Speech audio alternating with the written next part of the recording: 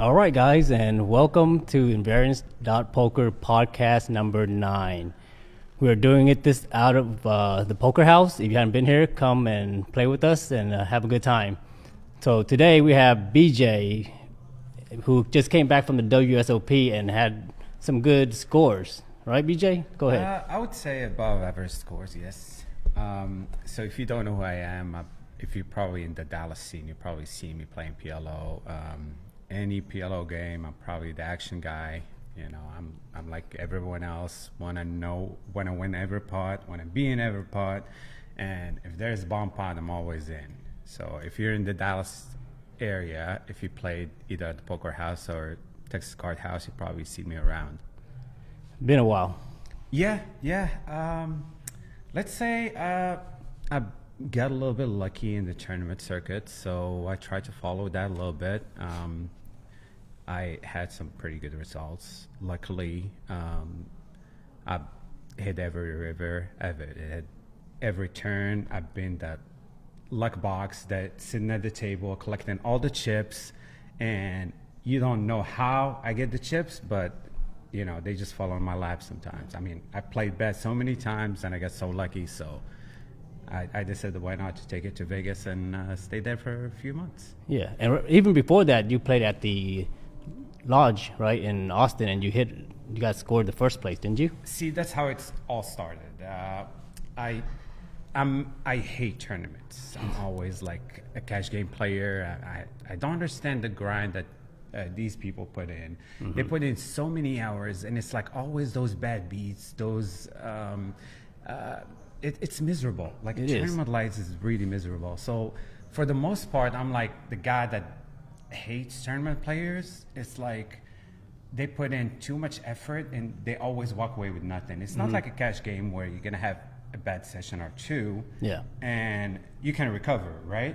You can hit a tournament streak of 27 tournaments and not cash in a single one of them. That doesn't mean you haven't played bad. It just means like, you know, you're in a bad downswing. You know, you could make the right decision, and you know, it takes that river card, and you're out of the tournament. It's not a cash game. You're like at the table. You can just sit down and rebuy. You know, you're out of the tournament. You can go re-enter, but you might not get the same table. So that's the tournament life. I've had first-hand experience because yesterday Texas Card House had their 50K big one, so I played it, and I had cashed one tournament out of 14 now, and one of it was WSOP. So I feel the pain, and I got it in yesterday with kings against 9-10 and lost. So it was miserable, and there's no turn or river play. So you pretty much at the flop, you have to make your decision whether you want to go with it or not, and most times you have to go with marginal holdings. Definitely. Well, here's the thing. Most of the tournaments in the Dallas area is turbos, right? So you get to a point at the tournament where you look at the board and the average stack is 15 bigs. So you really don't have that many decisions. Either you're all in pre-flop, or, I mean, you cannot just mid-raise and then wait on someone to shove on you and, you know, put you to the decision.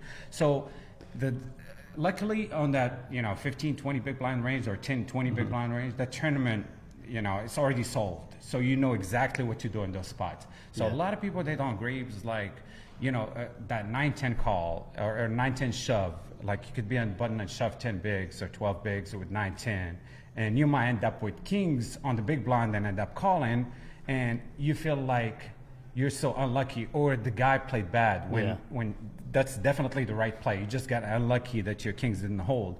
So there's spots like that, or there's spots again where you're gonna shove with ace king and you're gonna shove, you know, 8-9 bigs, and the big blind got 9-10 suited, and it's, you know, it's close, but I really think it's a call there. Yeah. So a lot of people don't understand like the logistics of tournaments, or that you're gonna get it in like bad so many times, and you're gonna hope to hit that 33% most of the time. So in cash games, it's a little bit different. In cash game, you could sit and wait. You could, you know, you could actually just fold those 9-10 hands, especially to raise. You're not gonna 3-bet or 4-bet with 9-10. You see that in the tournament circuit all the time. So cash games are completely different, you know, atmosphere. And I figured out that, like, play in this bigger tournament, we play a 10K buy-in or 5K buy-in, and you play against the Elias Marinovic of the world or Alex Foxen, and you see some plays where you think like, wow, I don't see that in cash games, right? Like you feel like it's a dump, like E7 suited, and the way they, it's like they 5-bet shove with it, or they play a range versus range, or it would be so many spots where you would think in cash game like, why is he doing that? But again, in cash game you got all the time in the world. The blind don't go up, versus in tournaments where you're always on that spot where you're put to the test. Versus cash games, you can just sit there all day and wait on your spots. You're so good at doing that in cash games. In tournaments, you feel like it's not. If you don't feel that comfortable in tournaments because you don't have all day to wait. You gotta have to make plays here or there. So for you, it's a little bit different. And I know your cash game skills. You usually just sit down and you can pick your spots. In tournaments, you have a lot less spots to pick from. So you cannot just wait all day. So and that was the struggle I was thinking about yesterday, because I sat there and I watched people play, and the only thing I could think about through my head was I don't know these little nuances that these people are doing. Like I can't, like I see them doing it over and over, and I'm thinking this cannot be just bad play. Like they know something that I don't, and I don't have enough experience to figure this out, and it just frustrated me the whole time where I'm sitting there watching what I thought was bad play, but it's just probably better play than me. Yeah. Again, I've heard some of your podcasts, and I know how you try to dissociate yourself from like being emotionally involved in hands, versus like, I'm just gonna make this play. If it doesn't work, then so be it. What I mean? Like there's no regrets over it, or there's no thinking it over, making it. Did he make the right play, or he didn't make the right play, or so this is usually like spots where in tournaments you should be really good at. Like most of the good players in tournaments, they really dissociate themselves from the hands. So they might make a bad play here, but they don't overthink it. Like they move on to the next hand, and and like you said, there's so many spots that are so close where you don't know if you really. I mean, you could pull up a solver and see if you really made a good play or not. But how is that going to help you like moving on to like the next hand? How is that? Because I see that a lot. People talk in tournaments on like breaks and trying to break down the hands and figure it out if they made the right play or not. But do you think that really this is really helpful, to finish up the tournament? I understand like a long term, yes. You want to go through hands, see these spots that they might come up again, and see how you're going to play them differently. But for the rest of the tournament, do you really think that helps, like breaking down the hands in breaks? No. And I see it a lot. Like even yesterday's tournament, I seen people like talking about hands and break. I did this and I did that. And speaking of tournaments, this is another subject that for months now I wanted to bring it up to you. I kept telling you we need to do a podcast. We need to discuss some things that are really important, and some of them are like the European players and how they approach the game. Because at the World Series, at every big tournament, this is something that you see a lot, like over and over again. You hear them in break discussing the hands and saying how bad players are playing the hands, and how they, it would have been different if they played it differently. You know what I mean? But that's not how it works. It's not going to be like, what if everyone plays perfect, this game is not going to be any fun. Yeah. I really don't think it's going to be fun, right? I mean... Yeah. And then isn't poker tournament more like GTO based, because you're always playing against different players and changing tables, so you really can't just go on basically like a meta game or anything with a player, whereas cash game, you could be meta game and you could try to out-level. How much is that in tournament? Because like I just pretty much assume a GTO range. Well, look, in tournament circuit, like most of these guys, they know each other, right? Either you're like WSOP circuit or like bigger high rollers tournaments and stuff like that. They play with each other all the time, so they know what their tendencies are. They know how like they're gonna approach GTO. Because you see some plays and you think like, how did he make a call with third pair? How did he make? I mean, obviously it's not GTO to call like 1.5x shove on the river with third pair, right? So most of the time, unless you get a read or you played with that guy long enough, that you know they are capable of bluffing in that spot. So you see it a lot where some people will be just sitting on the river and contemplating whether this is a bluff or does he have it, or is he bluffing in the best hand? Like it's so many times in tournaments where someone will be bluffing and you're like, do I really want to make this call for my tournament life? And then he's showing me like, you know, bottom pair, and I'm trying to call him with ace high. Yeah, right? exactly. That's what happens to me all the time. Right. So there is that side of it too. So that's why a lot of deep thinking goes in tournament, because not everybody plays GTO. Like even the super high rollers, most of the time they really don't play GTO. You know, there's when they 2x shove the pot, the river shoves. I've seen it like. And then they get called and they have air, and you're playing for 800,000 first place, and there's 70 left, and you really put your tournament life shoving 2x the pot, you know, and you're out of the tournament, right? Yeah. You would think GTO would be like, you know, maybe betting 70% of the pot, maybe, you know, not that many hands you're really gonna have to 2x the pot. Either you get the nuts or nothing. And pretty much you see that in tournament a lot. And they're not afraid of doing it. I've seen, you know, like I said, Elias Mironovich, I've seen him in a pod where he shoved the river like, you know, 1.2 X pot. And he got called and he gets up, left it off. He had ace high. And the guy made really good call with top pair and really a bad board for him to call with, and he just left it off, and he tabled his ace-7 offsuit, and he just walked away. Yeah, because he knows he's going to be in that spot again. And to him, maybe to me, 800K is life-changing money, or to you, it's life-changing money. But to him, it's like make the right play. Right, and he's just going to be there, and the next day, and the next day. That's why these guys win like, you know, 36 tournaments a year. Versus someone who might, you know, maybe win like one if they play like GTO, they play tight, and you know, they play the top of their range. So you see that a lot in tournaments. Let me just tell you, the Texas tournament scene is completely different. So if you play, you know, anywhere else and you come back to Texas, I mean, it will amaze you. That's why you hear a lot. If you go like Florida, if you go to Vegas, if you go to California, and you bring up the, you know, Texas poker scene with anybody, you know, it's mostly, they say it's like poker heaven. You know, people, they come up here to play for fun, obviously, and we have a lot less pros, and I mean, you play every day, so you know how these 2-5 games could be, you know. You might be sitting down at the table, you know, you play full time, it'll be like another playing full time, but the rest of the players will be just there, you know.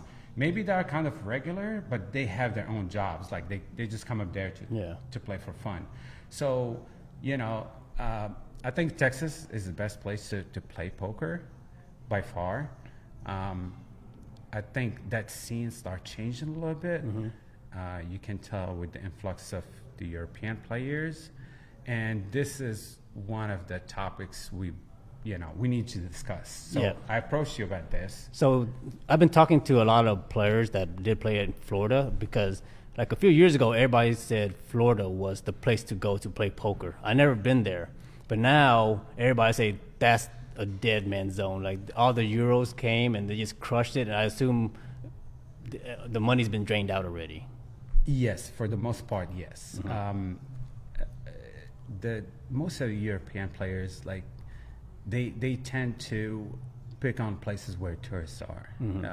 If you go to Vegas, outside of the World Series, outside of, you know, like if there's not any big tournaments or anything going on, you can tell. Like you can walk in to the room and just walk by the table, and you will have that vibe, that feel of the European guys. Yeah. They're all looking at their phones. They all have their tablet on. They all have their phone holders. Headphones. Yeah, exactly. Headphones. They got the whole setup. Yeah. And you look at the table, it looks so miserable. No one would really want to sit there and play when there is literally everyone looking at their tablets, their phone. Sir, action is on you. Action is on you. You know, you're not a dealer, but you feel their pain. Yeah. Because it's constantly like you have to remind someone action is on them. So what's the fun of poker, you know, if that scene start coming back to Texas? So before we go further, let's clarify what we term as a euro, right? Because a lot of people at TCH, when I refer them, they actually don't know. Because you and I know, but I think euros is not just Europeans, but they also include, we could say, South American. That's true. But in terms of the euro, when I use say euro, I pretty much mean internet players that came out, because they play a very like internet style base, a lot of 3-betting, a lot of isolation, whereas my style is more of hey, I want to call so that I can encourage other people into the pot and play multi-way. And the Euros, they don't play that style. They want a heads up and try to stack one person. It's mostly tight aggressive. Yes. So they 3-bet, they 4-bet in spots where, you know, they know who to pick on. Yeah. They know who are the weakest players on the table, and they go after them.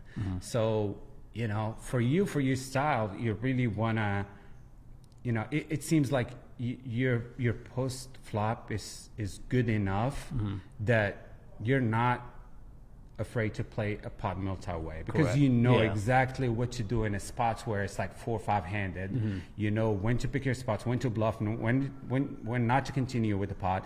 And to most players, especially Euros, they're not that comfortable playing multi-way pots. Yeah. So you see them hardly ever bluffing. If there is a 3 or 4-way pot and they are leading out, it's mostly the nuts. Yeah. Or like a big draw. So, but for you, I've seen you play before. I know how comfortable you are, like seeing flops, like trying to outplay people, and Use people against each other, where I could use a person to extract information on another person, or use him as a shield or some induce to another player. So I know how to create players to interact with each other so that I could gain advantage from it. And it annoys me when a Euro just 3-bets a recreational out of the pot and it's heads up, and it's frustrating. They definitely squeeze a lot. You know, they definitely squeeze, but they pick their hands. I mean, they only squeeze at the top of the range. They're not going to. I mean, mostly pairs, mostly like they're suited big aces. GTO range, like right. suited broadways, a lot of not even middle suited connectors, but big suited connectors and ace X blockers.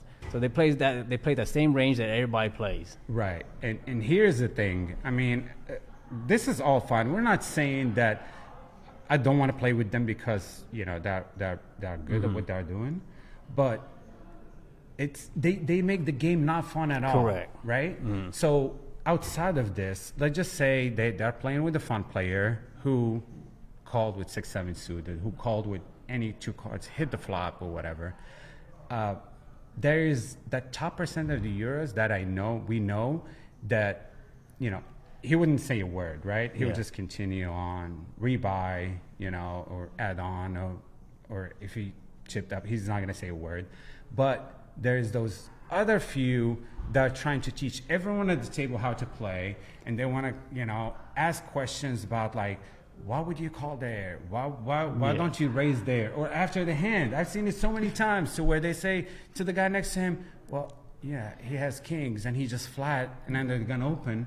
And, you know, they're asking him like, why didn't you 3-bet? Why didn't you, you know, they even use terms that the guy next to them might not even have in their vocab. Maybe like 3-bet is not a term that, you know, your average poker player in Texas, you know, really familiar with, right? Like merging and all that. Right.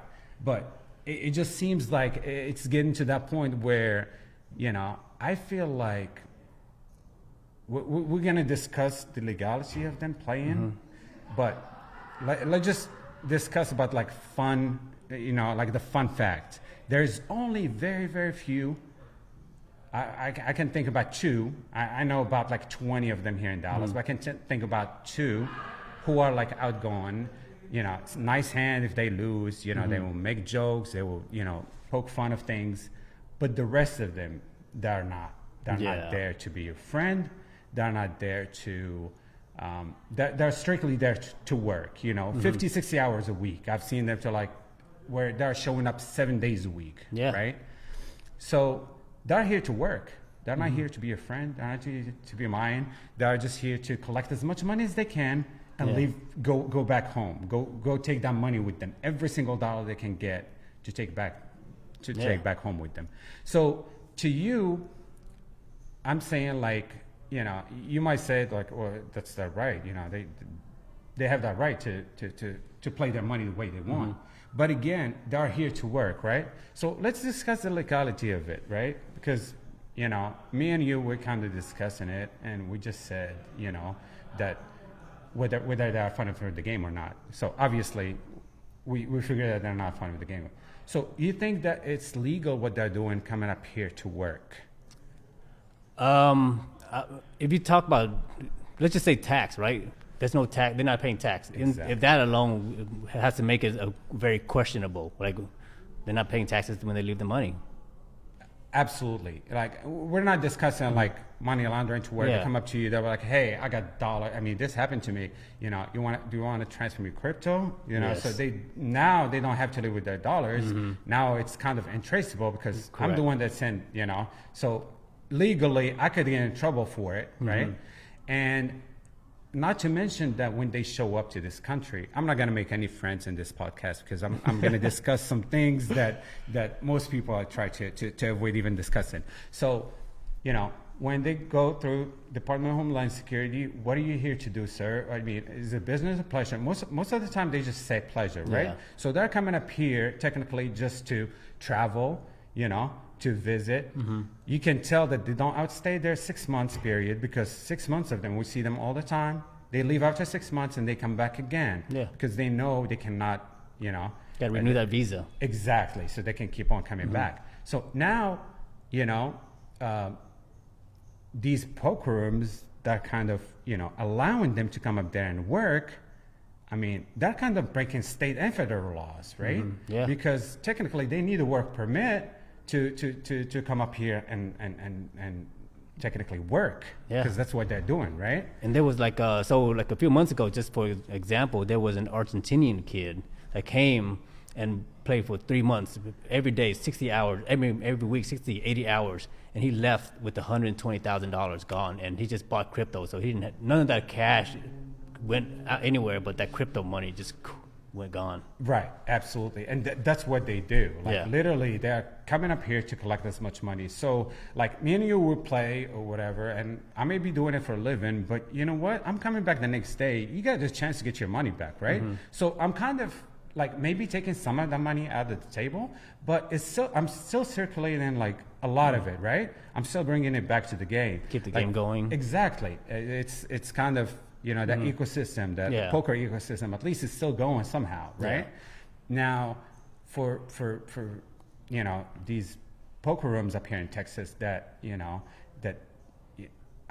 they're allowing them to come up here and play, right?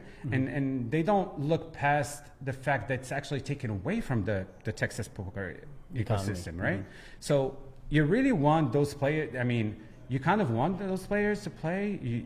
You want to fill up your tables and everything like that. But at the same time, you're really, these guys, if they found a better place to play, they don't care about Texas poker scene. They don't care about the Texas rooms. They're going to go to where the money is, right? Yeah. If the Texas poker rooms shut down tomorrow, they're going to go move on to other places, right?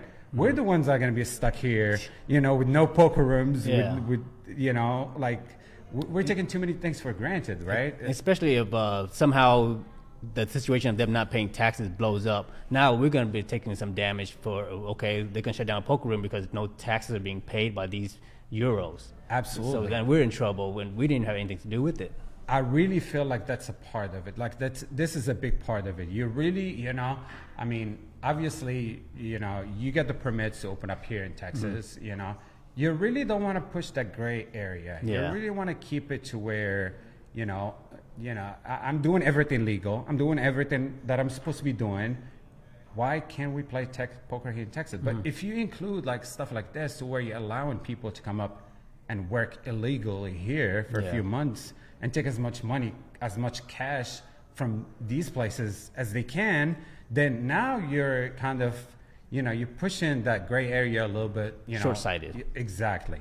So there is, I really think that there's a solution to this.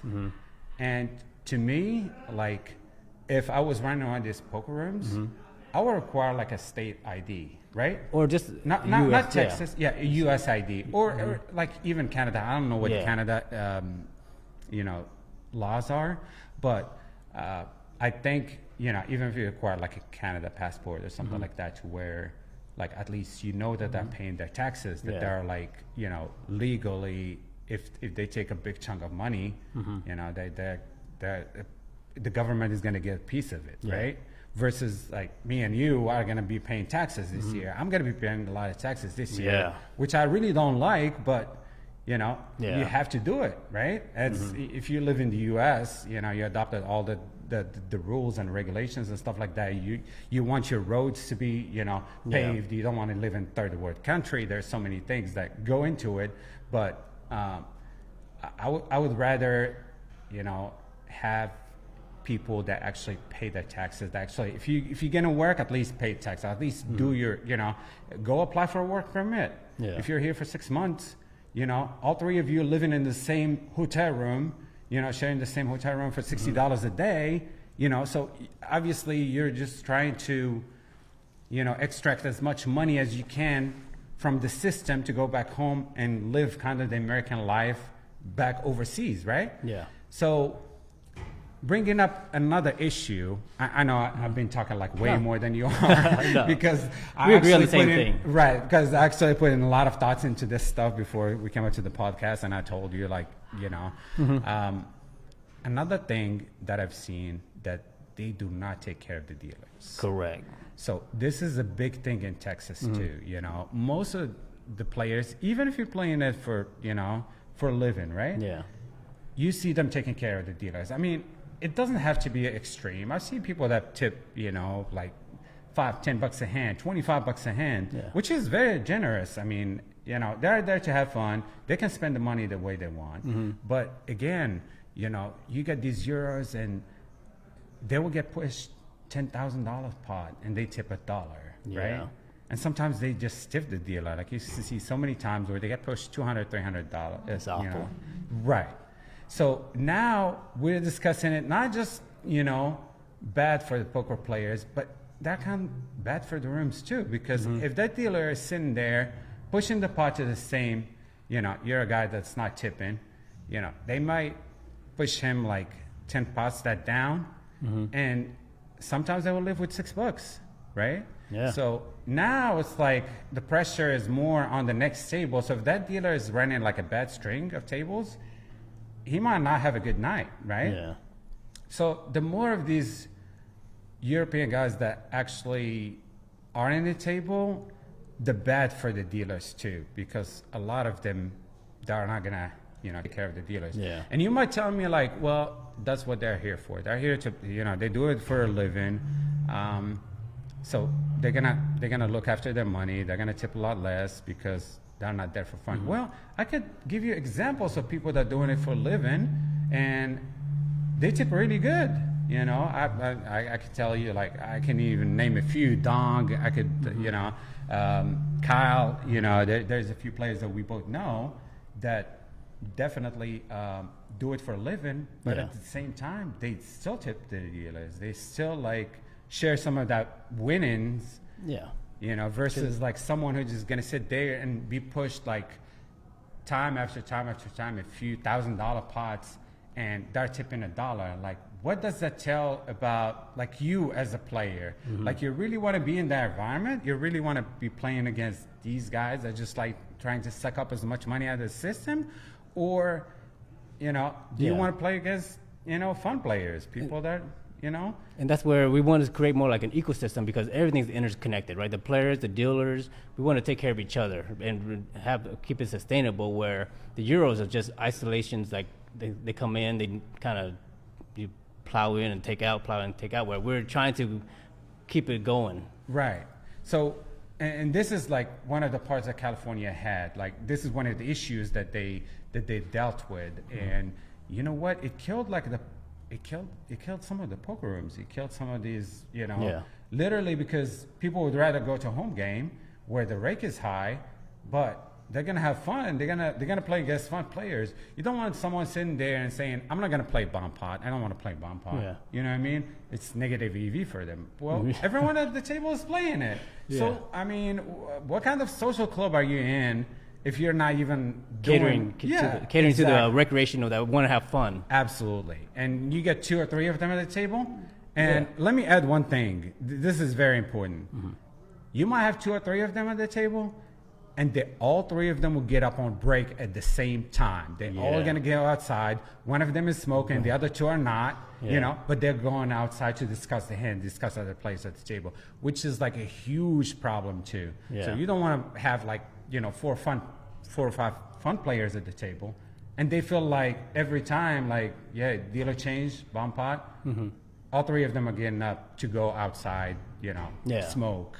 But technically, they are going to talk about strategy and who is the bad player at the table and how they can extract money from them. So, I've spoken to some of these guys, and it's tough, man. It's tough, to even get across these points to them, because you're like, hey, be a little bit more fun, man. I mean, I kind of there's a couple of guys that I really like, and I'm like, you know what, just cater to the guys that are there to have fun. They want to have a conversation with you. They want to ask where you are. I mean, you're in Texas here. Yeah. Everyone's friendly. I mean, if they ask you where you're from, they want to know. I mean, there's a lot of other questions that follows, right? So they don't just ask where you're from. They want to know how it's there, how often do you come and visit, and like one thing will lead to the next, right? Yeah. So you have to be a little bit social in a way, at least answer the questions. Don't like put the headphones and then be like, what? Yeah. They'll take off like one ear, they will listen and they'll put it back. They will answer the question and they'll put it back. Like, literally, don't talk to me. I don't want to talk to you right now. You know what I mean? Which put like some of these guys in very uncomfortable situation to where, hey, they want to get up.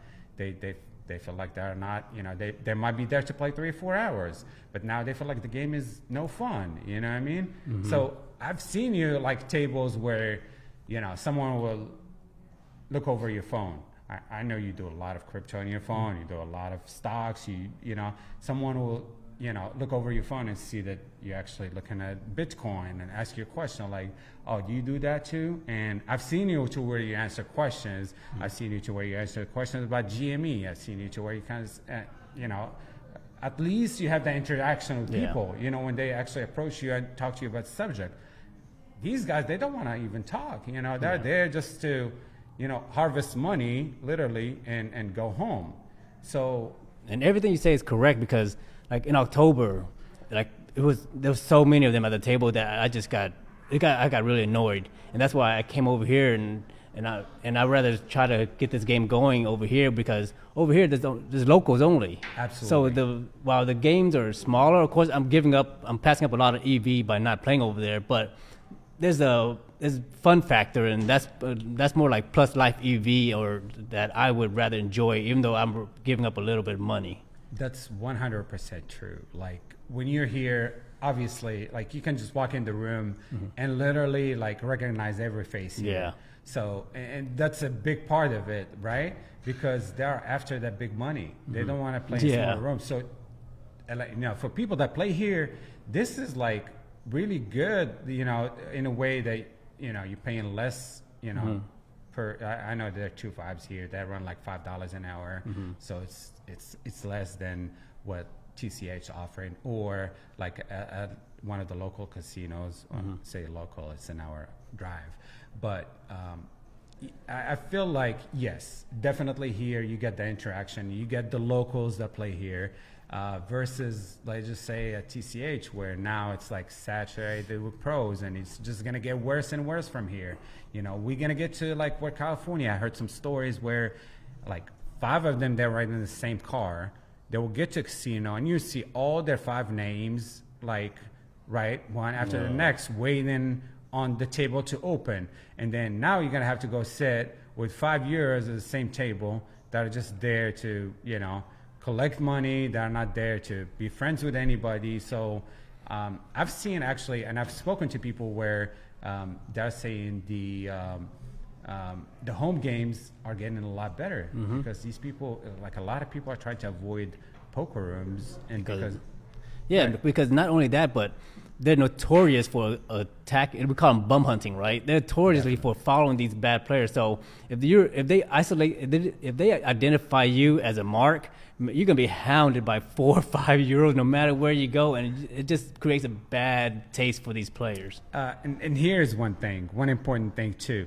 They will be texting each other if like you're the whale at the table. You showed up and I showed up, and they're actually texting their friends, hey, he's here, come on up here. And then of course the next half an hour or something, you've been in tables where you really love the table, right? You sit down at the table, you're like, oh my God, this is the table we're gonna be at. And then an hour later, that table is completely different, right? The bad players get up, they either bust or, go to other games. And now you got all these pros come in because they got a text from someone telling them, hey, the game is so good. Now they made your game is, not fun anymore. So and they don't care about that either. Whereas, like, I even feel bad changing seat, sitting to the left of a bad player because I don't want him to make me feel uncomfortable. But these guys are just they go at it. They don't care before they even sit down at the table. And regardless of what the seat is, they'll go like, seat change. The first thing you ask for is seat change. At least sit down, wait for a round, act like you're actually there just to play. Not asking for seat change before. And there will be 2 seat changes out, and they will ask for a third one. They will ask for a fourth one. Well, give me something. Give me like a marker. Give me anything so I could just get the next seat change. So this is absolutely the games where, as like a poker room, you don't want to have, right? You don't want to get all these guys that are after all this money, that they're just there after the money. So, and one big thing, and I think you get enough action when someone, I've seen tables where like, they're doing bomb pot $50. I know you don't like doing bomb pots for that much, or $100 or whatever, but you hardly ever say no, right? No. Because you want to give that action. You really don't want to be the mark at the table. Well, look at him. He doesn't even want to, because to me, it's like, if you're doing that, I'm not giving you any action. I give a lot of action, and I try to bluff a lot and all that. But, to the players who don't even want to put money in bomb pot, why would I give you action when you're that tight that that $25, $50 is too much to you, right? And you're sitting there with like $2,000 or $3,000 stack, So obviously, it's either you're gonna adopt the, Texas poker scene, or you're always going to be an outsider. You're always going to be looked at as, the guy that's just there to bum hunt, to literally like, pick on the guys at the table, pick on someone at the table and follow them. You've seen people that actually get up from the table and went to a different 2-5 table. And then there's some players from that table go ask for a table change to the same table where the guy was. So obviously he's getting away from you. Now you're going to follow him at the table. So now he doesn't want to play with you, but you're still following him to the other table. And it's within their rights to do it. Exactly. But again, it's like at one point, this has got to stop, Either it's going to hurt like the poker economy, like the Texas poker economy somehow. Because I've heard in Austin, or like players who are trying to ban, European players from playing like, certain games, certain tables. I understand that, first of all, I don't think it's right? In a sense that, we're in America, it's supposed to be free, you can play anywhere you want and stuff like that. But within, again, the laws of the land, right? So, they're not just coming up here to have fun and play like 1 or 2 sessions, right? They're here to play like 6 sessions a week, and when they win, they lock it up and leave. If they hit the 2K, 3K a day, some of them will just get up and leave. You might just sit down, it's your first hand, and you lost to them 1,500, And this happened to me, and I'm not afraid to mention names. And the player is Carlos. He's very good player, whatever. Two Carlos. Okay, well, the One of the Carlos. Yeah, the good one. Yeah. And right after the hand, he just gets up and go cash out. And 30 minutes later, I hear his name. They're calling his name. Carlos for 2-5. Carlos. And you get like, what in the world? This guy just literally like took my money, and now he's going to another table. You know what I mean? So they really don't care about this stuff.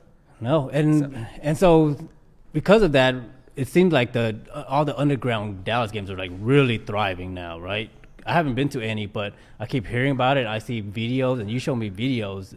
So tell us, how is it now? Definitely.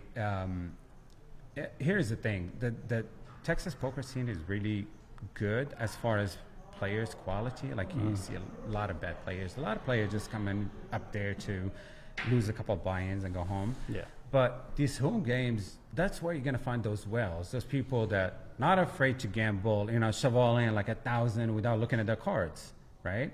Like we've seen some of those players come through TCH, and they played a couple sessions here and there, but they didn't enjoy it as much. Yeah. Part of it have to do that the home games will cater to whatever you want to drink, right? Some of them, they will bring girls that, dressed like a certain way, that it's a good, attractive girls walking around like half naked, of course. Lingerie. Exactly, lingerie. So people like the scenery, right? They can drink whatever they want all night. It's a real social environment. Exactly. So it's they don't have to go by the rules that most of these poker rooms are. Like you cannot. I know here, which I don't agree with, at Poker House, they don't allow like PLO bomb pots in a hold'em table. So the stuff that usually it would be okay in home games, a lot of poker rooms don't allow. So, but lately it just seems like it started picking back up, right? It was like this period of time where Texas Card House and Poker House opened up, and then we see the influx of the home game players, and we see like some of them shutting down, like even some of the workers at home games, either dealers, whether like people that run home games, start working at these social clubs, right? And now we see again that shift back to the home games, to where people are, more comfortable like showing up at a home game, losing 2,000, losing whatever money, and going home happy, versus losing at that poker, house or Texas Card House, to where it's harder to get that money back, right? Yeah. Because they will gamble with you more. They're not afraid to put 1,000 in the dark. They're not afraid to bluff at all. And of course, when the alcoholic beverages just start like pouring in, that makes it like a completely different scene.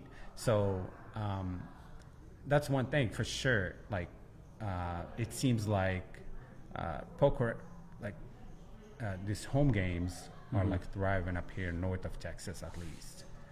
So one more thing, since we're in the home game subject, do you really think, I know you don't play a lot of home games, but I kind of want to now. Right. But do you think there is a way to bring those players out of the home game environment, where they're getting massages, where they're getting raked back in a lot of cases, right? And, bring them out to these poker rooms? It'll be hard because of all the rules that they have to abide by. So, but at the same time, these are private clubs, so everything's still in the gray area. I don't know. I don't mind seeing a poker room having a Hooters kind of theme. See, that's actually what's happening here at Poker House. It was there was a couple of nights a week where they had one of the waitresses like dressed as dressed in a way that the provocative. These rooms have the girls dress that, but I don't think that did attract a little bit more attention. I mean, I've seen people tip a lot better, because when you see stuff like that, like, of course, the tip is a little bit better. But again, I don't think that's the only thing that's keeping these people from, coming to the poker houses versus, staying at the home games. Because, like, even the rake, I've heard there's a game up here in, Frisco area. I'm even gonna mention, like, cities and stuff like that, where the rake is $300 a hand, right?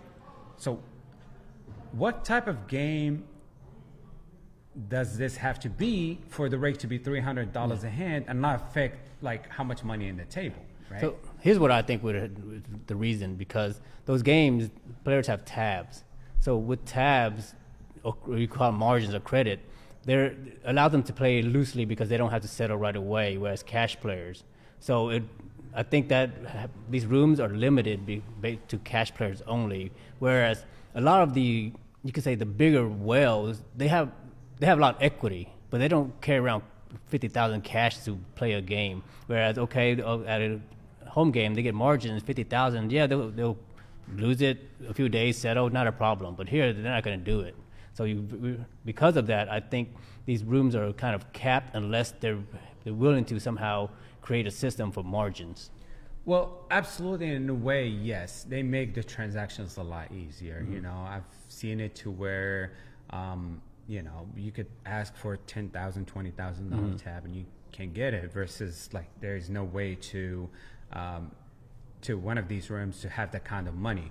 Like a lot of, TCH games now that are, they have, like, a deposit boxes there to where you can actually keep that kind of money in there, to where if you need in bigger games like 25, 50 or like 5, 10, 20 or something like that, at least you have that money in the safe.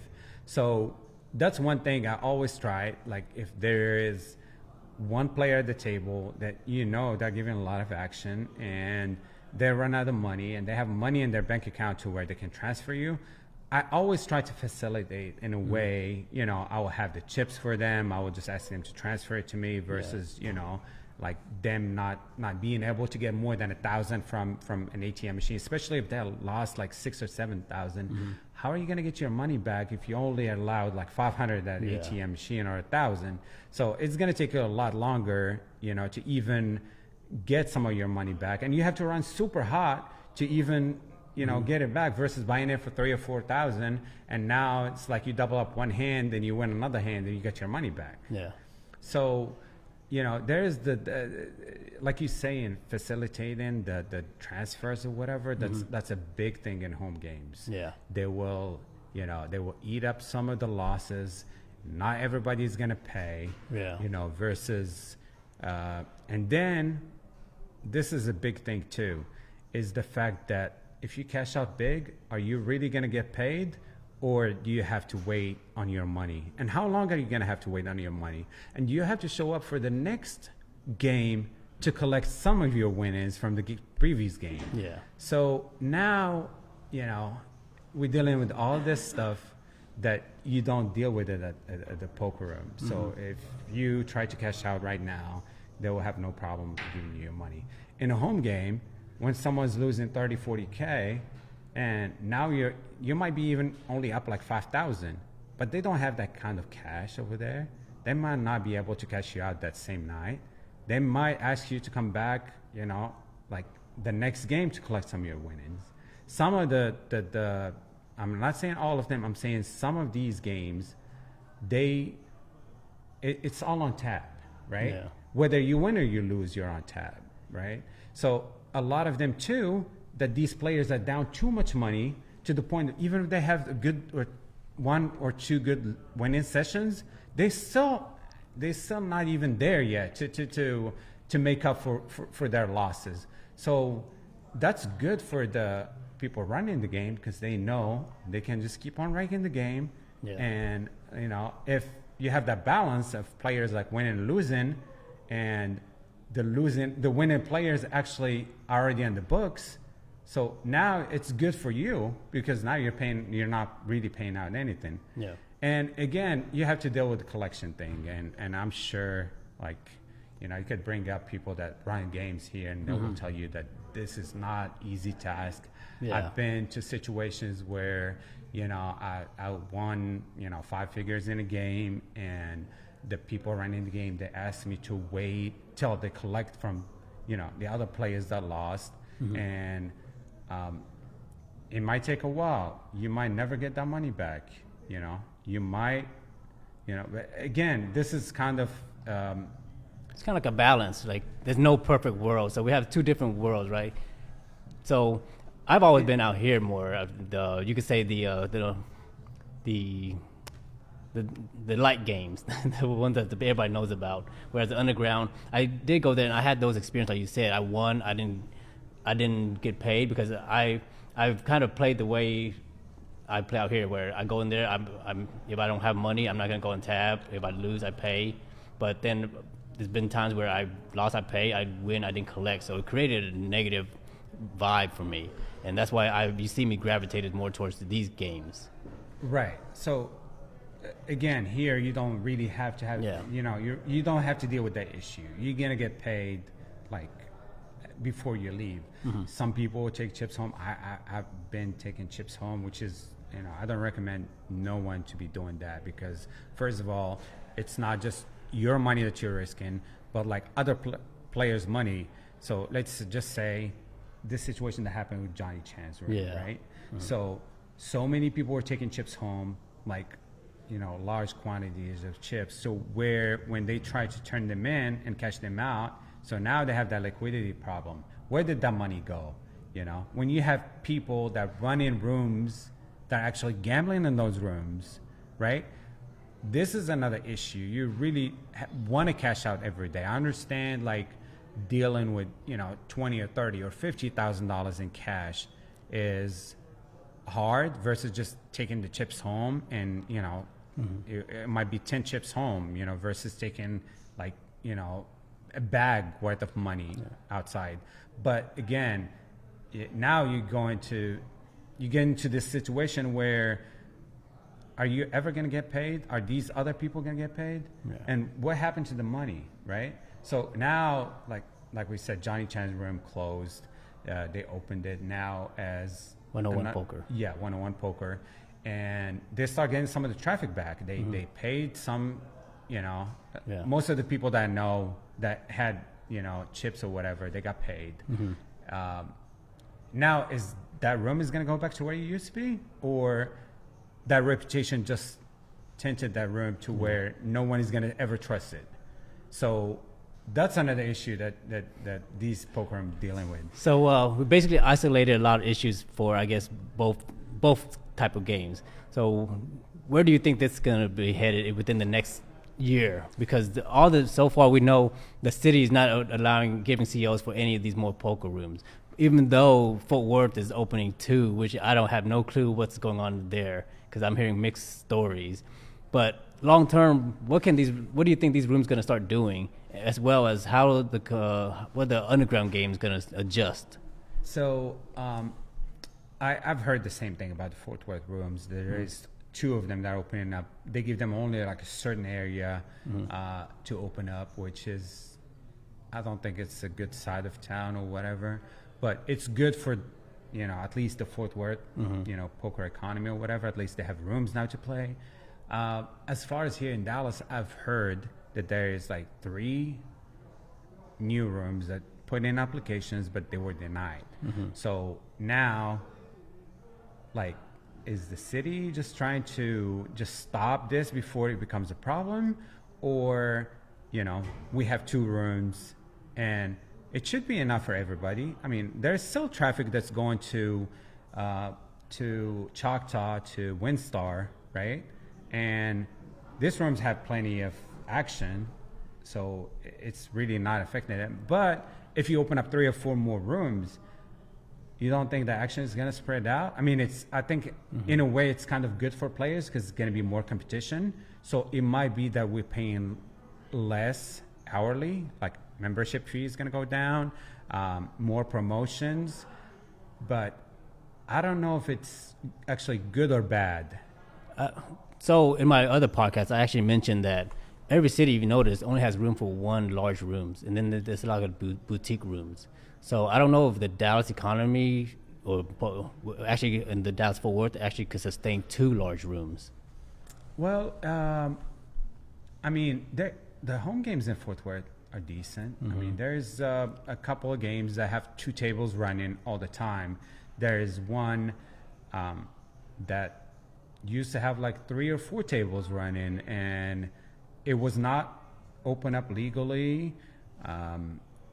A few weeks ago, the cops went in and, they kind of raided the place, asked everybody, to get down, and they treated them like criminals. Don't look up, don't look at me, don't look at my face, so it was kind of the shock thing that,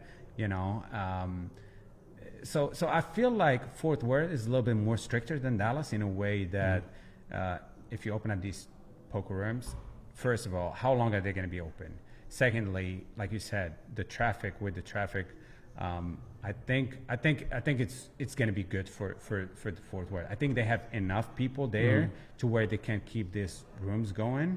But for these underground rooms that are like talking about rake on Facebook and stuff like that, I don't think it's a good idea. So if you're opening up underground and you're talking about how you're the lowest rake in town, I don't think that's a very good idea. You're really attracting the wrong attention. Obviously the cops are going to go in, and they're going to treat it as illegal activity anyway. So hopefully these poker rooms that just opened up, hopefully they're going to be better for the game. They're going to protect people in a way that they know they are legally playing, that they don't have to worry about that stuff happening again. So I hope it's going to work out for Fort Worth. I really think it's a big town to where, poker rooms are good. I mean, obviously we can see how good they are for the poker economy. We could see how good that we don't have to drive for an hour and a half to go play poker. So, to us, this is really good. Like, there is a lot of benefits. You might have half an hour and you could just like be like, oh, I have this show that I'm going to, I have a movie that I'm going to, and I have had half an hour to kill. Let me just go, to TCH or, Poker House, and spend a half an hour, and you might make a couple hundred and maybe make your day a little bit better. So, it's good, to the poker economy. I really feel like, this is the way to go. I feel, to answer your question, like the short answer is, I feel like, this is definitely good for poker. Like East Poker House, the TCH is really, really good for the Dallas scene. I see a lot of ups and downs. I mean, obviously, like we said, the influx of foreigners is kind of gonna make the games a little bit tighter. It's gonna make it a little bit less fun. But again, if you're like at the poker house and you come in and you can recognize all these faces, like you played with them before, you sat with them before, so you feel more comfortable than sitting at a table where you're playing just like mostly, people that don't even want to talk to you, that don't, they don't even want to say hi. They don't even, Let me offer you 2 adjustments that these rooms could make then, or questions. So I actually considered offering the idea that, hey, if you don't have these rooms for players that don't have a U.S. ID or some kind of work permit, that they tax them on the hourly that they pay, even like 300 to 500%, because this is a private club, it's within their rights. Definitely, that's really actually a good idea. If schools can do that, right? Yeah. Schools have out-of-state tuition, right, versus in-state tuition, and if you're out-of-state, you're paying a lot more than in-state. So that's actually another thing that, hey, there is a discount for people that actually live in Texas. This is actually a great idea. You know what I mean? Make it to where the game is not really, that easy, that they don't make like, 20 big blinds an hour or whatever. So make it to where it's actually there's a little bit of balance, make it to where there's a discount, for the locals, for people from Texas, that they pay a lot less rate than someone who's coming from overseas, right? And this could also work to help solve that tax issue that we talk about, because then the poker room could say we're collecting tax up front, so now this tax money can go to the city versus leaving to these players. Right. I really think this is a great idea. I thought you were going somewhere else. Whenever you brought this up, I thought you were going to say, well, let's just tax them on the money that are cashing out, right? No. Well, they never cash out because they keep big chips. And then they work with each other. Exactly. Or someone sits down at the table, oh, you need 1,000? Oh, I got it right here. And then they will just pass it to them, right? Correct. So they can get around that, right? And one thing I did not mention, and this is important. So a lot of these players that come up are not the best of the best, meaning that they're not just there to play poker to win honorably, right? So I was at TCH about 6 months ago, whatever, where I caught a guy that was actually cheating. So in a way, he was sitting there and he was playing hands, and actually when he got the nuts, he would put more chips at the table, which we say going north. So he would have chips in his pocket on his hand, and when he got the nuts, he would put more chips at the table, right? So I was in hands where actually he started the hand with 1,000, and we're playing 4 cards, and usually when I'm sitting the players that I don't recognize, I'm watching them, right? And I see this guy actually grabbing 5 black chips from the table and pocketing them, right? Switching them to another hand, getting them on the table, and then all of a sudden he's shoving his stack, which is 500. Now he took half of the money that he had, right? And he's shoving it. So this happened actually. I caught him like twice in 3 hands. So within 3 hands, I went to the floor the first time it happened. I was like, listen, this guy goes all in. Obviously he lost the hand. He did not have the nuts because he took money out of the table. So I go to the floor and I said something. I was like, hey, he just took money out of the table or whatever. So the next hand he lost, so he had to rebuy. He didn't play a hand, right? The third hand he plays, again, he's going to shove all in, right? And again, he did the same exact things of taking 500 out of the table, right? So that's when I walked up to the floor. I was like, listen, you got to have to stop the game. This guy just taking money literally in the middle of the hand, and I know you're still reviewing like the first time it happened, right? And now it's like happening again. So they stopped it. They stopped like in the middle of the hand. They reviewed the camera. Of course, they found out that he actually took money the first time and second time, and he worked it out. They just tell him, hey, you gotta have to pay the guy 500 the first time, and now you gotta have to put in 500 from your pocket for the second hand because it's not over yet, right? So he had to put it in, and finally they just told him like after the hand that he has to leave, and he needed to come back the next day and speak to GM about it, and they ended up banning him the next day, right? So that was one incident of cheating that I actually caught, right? And that actually discussed with the floor. There was something else that was posted about these 2 guys that were playing at the same table cheating, right? So again, the way they mark the cards, or the way they, they communicate with each other to make plays or whatever. So now that's what I'm saying, that it's not bringing the best of the European players. It's going to bring some people that are trying to scam, some people that are trying to make a quick fix, quick money. So, I'm not saying that all these guys are coming up. I'm saying there is a percentage of them, it might be small, it might be like 10%, it might be 25%, but they're not here just to play the game. And they get caught, they don't care. Whereas the local players, it would be embarrassing, and we might get our ass kicked. Exactly. It's going to be embarrassing. That the word travels fast. So if you're banned from this place, you're going to be pretty much banned from the next place. Or like if players see you at some place, they're going to confront you, right? They're going to say, hey, man, you did this. Watch out, he did this. So there's a player here. I don't know if I want to mention him by name. Probably not. But this is the local poker scene, right? So you call his all in, right?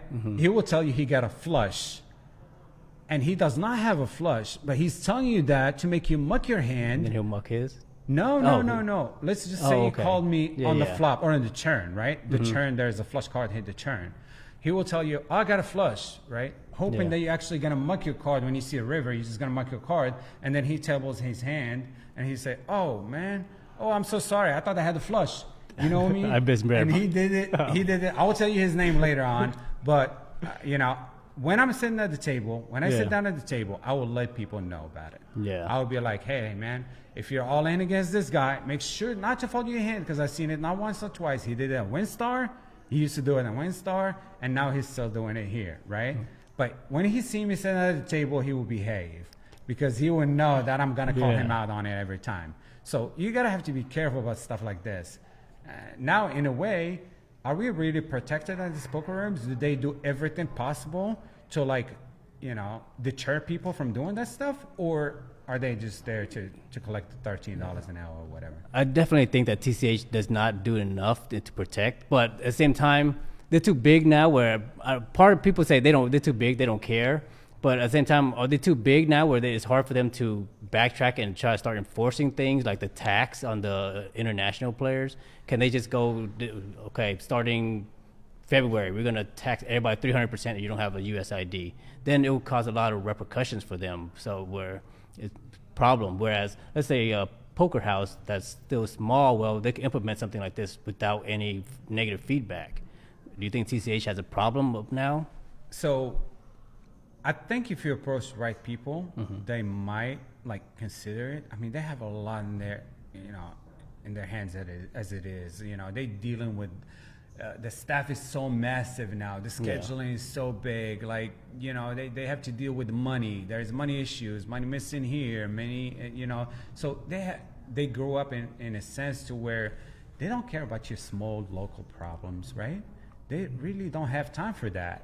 They might, you might approach the right people, which, I've spoke to Victor many times, and he is a guy that will actually listen. He's one of the great GMs that I've ever dealt with, because he will listen to you. He will consider what you had to say, and he will try to implement it. Now, you have to be persistent with him, because he got a lot in his head, and a lot of this stuff is just gonna, he might say the right thing, but if you don't follow up with him, he might just forget it, right? Yeah. So, and I know here, Smokey too, he will cater to a lot of people. He will make sure that you're comfortable. I was asking about hot tea, and I guess the hot tea machine is not working. And he just said that he was actually going to the store to get hot tea, which I was like, that's crazy, literally. And so do you think then TCH is they're always having to backtrack? We got to fix this. We're too busy.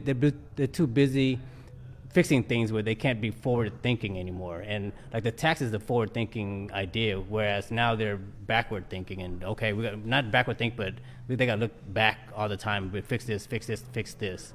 And as we know, anytime you implement something, you always open yourself up to more problems. And is TCH too big now to implement anything drastic like this? They should, though. I mean, they should. You have to have. I mean, it's a social club. It's you went through the Dallas City Council to get your permit, right? To get your license. You really have to cater main to the locals. Make sure that the local people are happier to play at your place versus catering to people that come in from overseas just to make as much money as they can. So they definitely have to implement something to where, like you said, this is really a great idea. I didn't even think about that. You have to pay, you're from, you don't have a U.S. license. You have to pay more to play the game, right?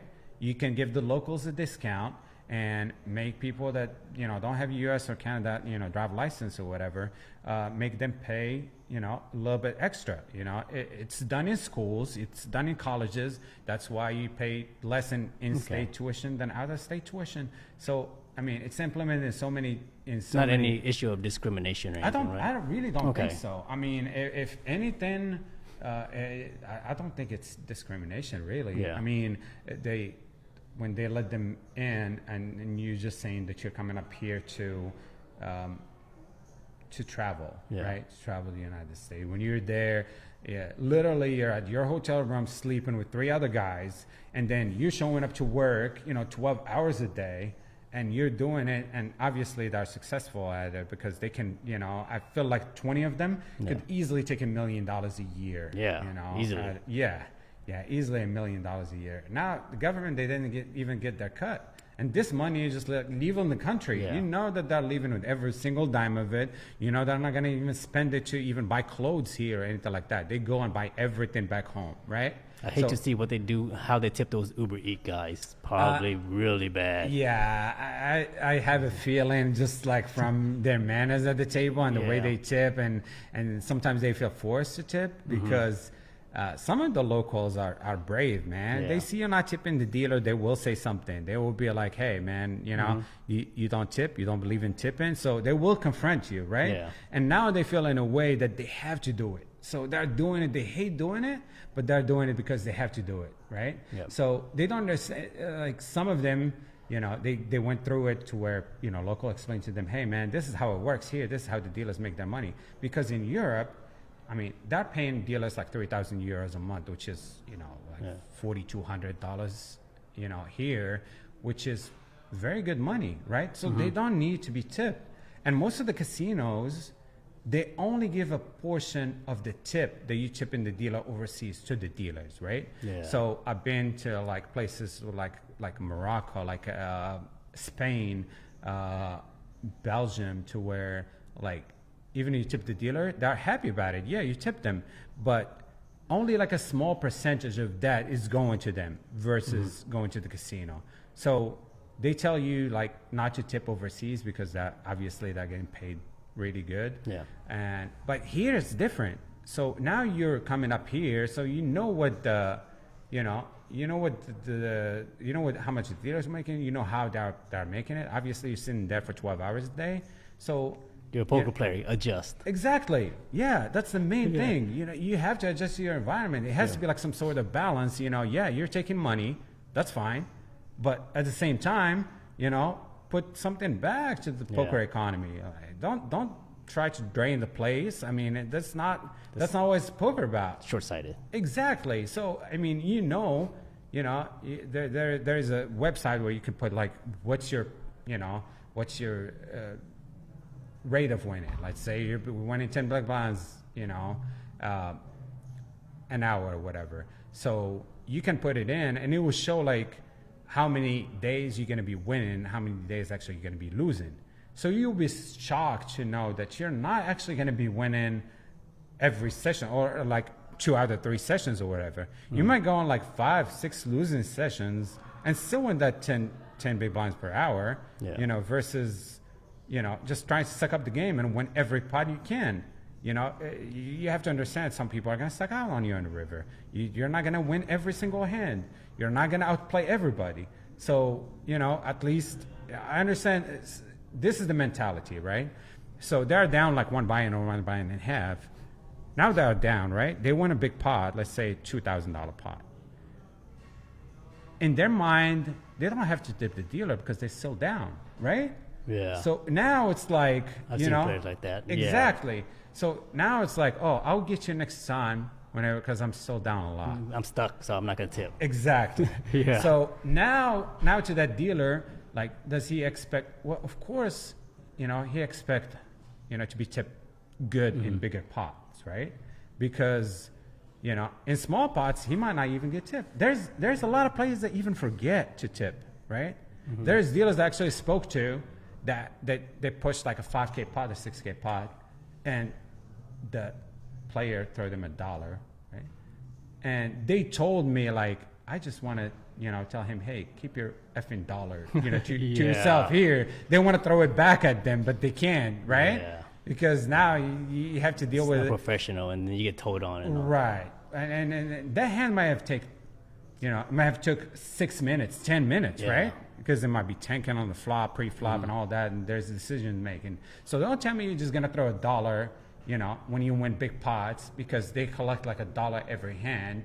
It's not the same. That's not how it works. Yeah. A hand might take like 2 minutes, and the next hand might take 10 minutes, right? So I'm just saying like it needs to be like some sort of balance to where, hey, you're playing in Texas, at least adapt, all this stuff that we're talking about. Make the game a little bit easier. Unfortunately, as an internet player, I've seen poker sites, poker rooms die, and I don't think this is going to change unless they pretty much put on the taxation, and maybe that tax could go below, maybe some kind of like promo for the locals. Promotion, yes. Then you were kind of balancing it out. Like I think the room has to take charge.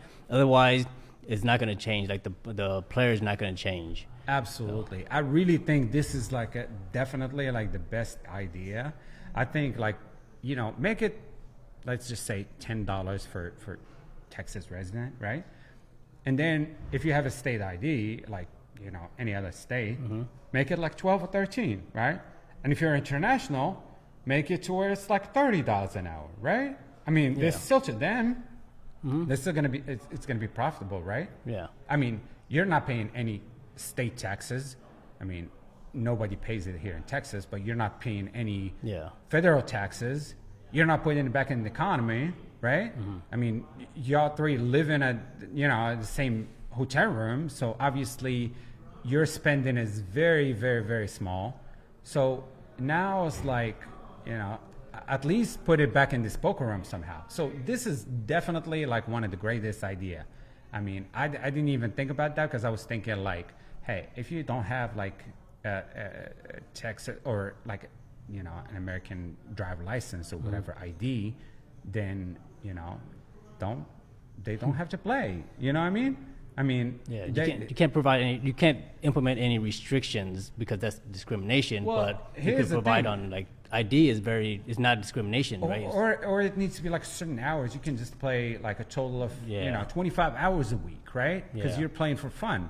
You don't play 60, 70 hours a week, and you're telling me, and you're here every single week, and you're telling me, there's not going to be any restrictions. Well, obviously the federal government, exactly. Yeah, the federal government, you need some sort of work permit. If you want to play more than 20 hours a week, show us a work visa. Yes. At least show some documents that you're actually here legally, that you're actually there to play the game, right? That you actually pay some taxes, either to this country or your original country that you're from. Yeah. But they don't show you any of that.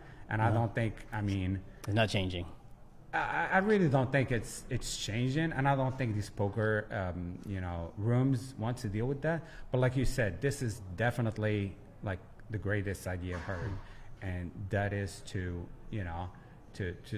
tax them in a way that they have to pay more than the locals, right? It's a social club. It's made for the Dallas resident. Obviously, they went to the city council to get their permits and stuff like that, so they cater to the DFW area, whatever. And now you're coming from another place to play.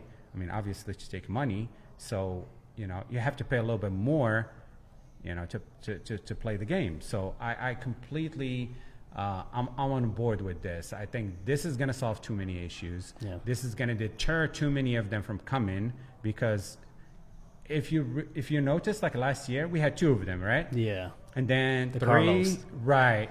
So it was the Carlos, and it was another guy that used to travel back and forth. He's from Eastern Europe or whatever.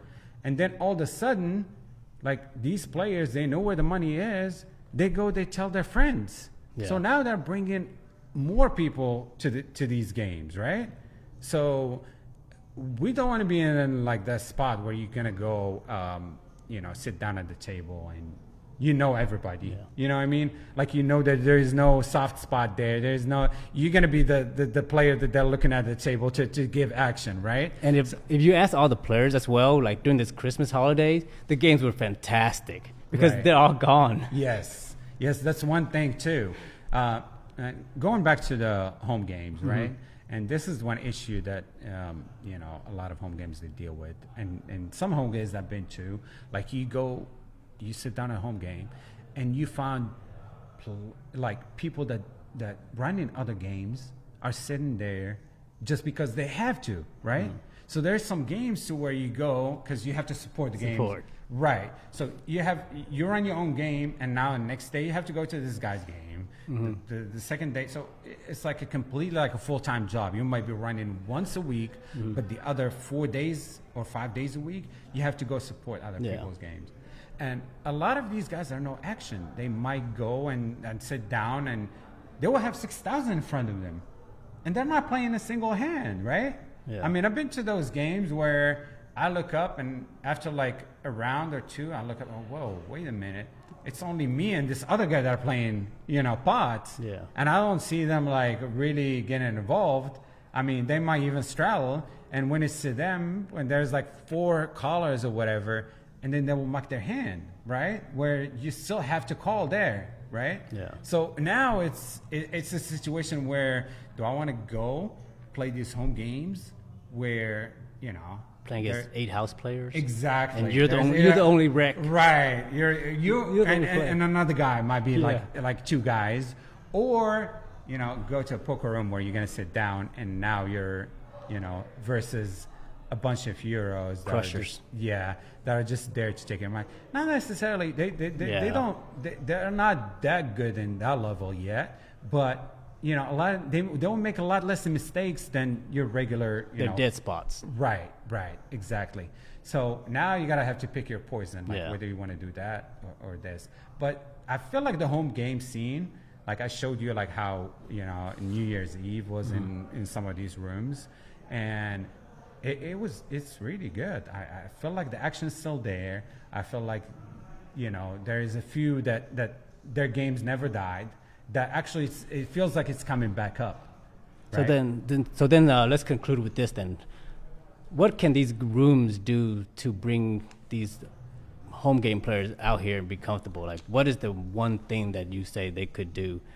I feel like margins or tabs, but I'm not sure how that will affect players actually, because I don't know enough. I really don't think tabs is gonna work at this at the local poker rooms. It helps when there is a couple of players at the table that have extra cash in them, and I tried most of the time, to facilitate that transfer to when I felt like there's a couple of people that are there just to have fun, that they're playing big, that they wanna gamble, and I feel like. Unless they get their alcohol licenses, I mean, that's going to be a big part of it. That's alcohol then. Right. I feel like alcohol is going to be like a huge part of it. So get the alcohol license somehow, and they're going to start rolling, right? And we've seen them to where like some of them a home game would end at like 2 or 3 o'clock in the morning. And then you see them venturing in and like literally like showing up at like 4:30, 5 o'clock in the morning, and you can just tell like, the way they look, the girls around them and stuff like that, they're just showing up from a home game, right? So if they feel comfortable in that environment and they know that the games are big enough, I think they're gonna keep on coming back. Okay. I feel like here, Poker House is trying to implement things to get like higher games going, like higher limit games going, like 25-50, which they had it a few times, mainly like the 2-5 and the 5-10 or like mixed games. I feel like this is a great idea to start with like $5 rake like all day. I mean, it's really cheap. Anybody can. I mean, for a 2-5 game, that's literally like free, right? It's even cheaper because if you buy the bulk rake, I calculated it's actually down to $3.85 versus $13 at the Texas Card House. Well, obviously, you cannot beat that anywhere in the world. Like, there's not a single game, even if there is a home game where all the fish and stuff like that, like literally, like you not cannot even compete with that rake. Not even a red chip to play for an hour. You cannot compete with that rake. And this is one thing I love about the poker rooms, because all the money stays at the table, right? Yeah. So that, like, most of the money is there for you to get back, even if you lost a lot. There's one funny point though I do. Like I heard some of the Euros get mad at the recreationals for tipping too much because the money's leaving the table. I've seen that. That is terrible. Here's the thing though. I've seen this. This was like a great spot where recreational had like 16,000 in front. I mean, 1,600 in front of him or something, and he was faced with a decision to call an all in, right? So he grabs 2 green chips from his stack, throw him to the dealer right before he's calling the all in, and I don't feel like it's right in a way, but again, I'm not gonna. I just took $1,600 from the guy. I'm not gonna say, I'm not gonna make it a big deal. But I've seen it to where like these, like 1 year ago or whatever, stood up and was like, "Oh, don't drop that. That's my money. This should be a part of the pot, right?" Or like, "Why does he do that?" Or yeah. And he's going to somebody else that it's actually working and probably makes less than like a euro. Here's the thing, not just that, but like, a lot of these poker dealers are like players too. Yeah. So they're putting it back in the game. Yes. A lot of them, they rely on that money to gamble. A lot of them are addicted to like playing, right? So they finish up work and all of a sudden the money's coming back. Yeah, the money is coming back. They're sitting at the table right next to you. Yeah. So a lot of them are actually playing the game too. Yeah. So why would you like stand in a way, for something like that? And like you said, I've seen like, there are some generous people that they don't care about money. They will win like a $3,000 pot, and they will throw like a black chip, right? Yeah. Which is the $100 chip. Some of these guys have a problem with it. Like you can see that puts them on tilt. Like, first of all, it's not your money, right? Yeah. Like, why would you go on tilt over something like that? It just doesn't make no sense to me. Either you're gonna adopt it like the Texas poker scene, or you're not going to. If this stuff like this puts you on tilt, then maybe this is not, this is not your environment. Right. Maybe that's not the place to be. I mean, I've been to Vegas. I've seen how, like, some of them are in tournaments and stuff like that. And they even correct, like, players. Like, would you have done this when would you have called my shove all in on the turn? Why did you raise with that? Oh, my God, I did not put you on a hand. Or, people want to talk to you, they suck out on you, and they want to discuss the hand, right? Yeah. This happened to me actually yesterday at the TCH tournament, whatever. A guy shoved with ace-4. I called him with ace-jack. He ended up winning the hand. And after the hand, he would still want to talk about it, right? He's like, "Oh, man, it was a quarter, right? Well, what would you have done? You would have just, like, raised? Or, like, why would you want to discuss the hand? You got lucky, right?" Like, literally, there's nothing else to say. I wouldn't say anything when I got lucky, right?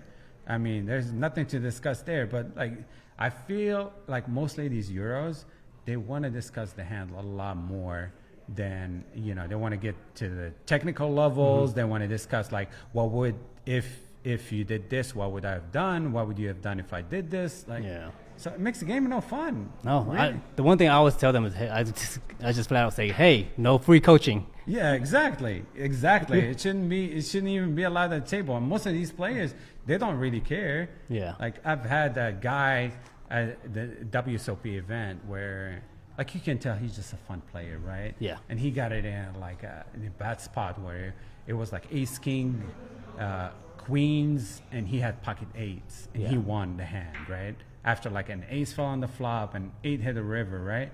And this guy, who's like a professional European player or whatever, he's just telling him, he was talking, he was having fun, talking about like he got lucky, he won the hand or whatever. And then he had to tell him how bad he got it in. He was like, well, you only had like 20% chance to win.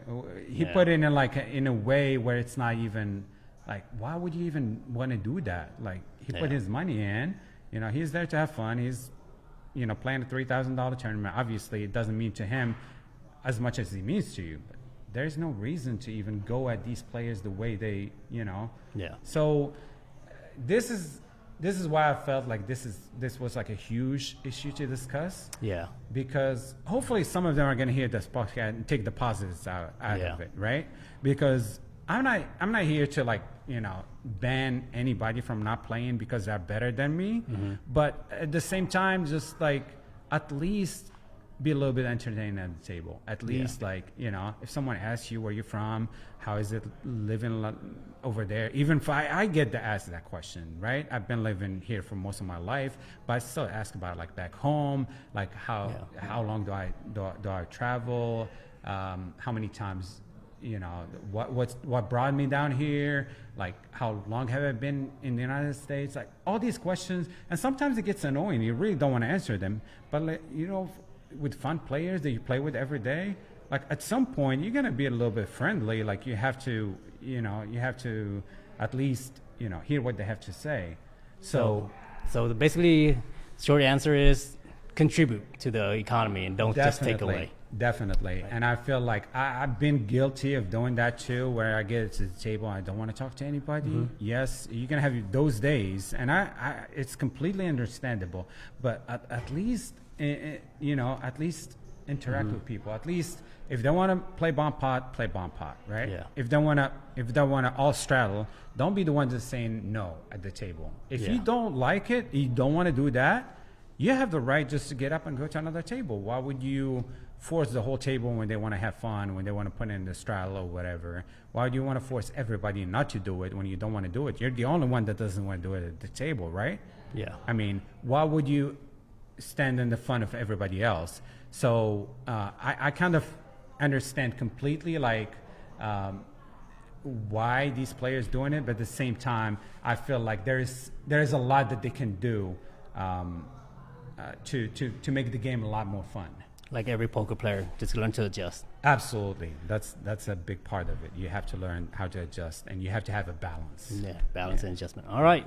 Well, I think that'll be it. That was a good topic. I think we hit on a lot of tough spots that a lot of people a lot of people have in mind, but don't know how to express or want to talk about. And I think we kind of hit it for them. So there's a few more topics that I wanted to discuss. We didn't have a chance to discuss it too. So hopefully I'm going to be back on this podcast. For sure. And I still have questions about your crypto.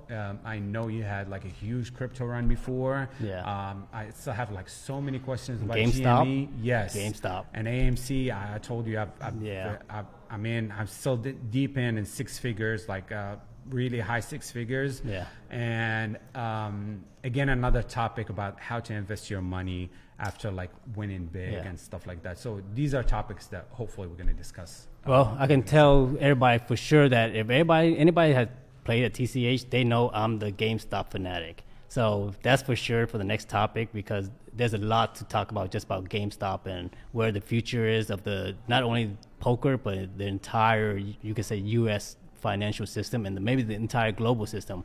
And it's all on the tip of the iceberg right now with GameStop. And crypto too. The Tether. Tether is nobody knows about Tether yet. Right. So, there's a lot of things to discuss, especially in the crypto market and the investing market. So hopefully we're going to get that next time I'm here, and we can discuss that. All right.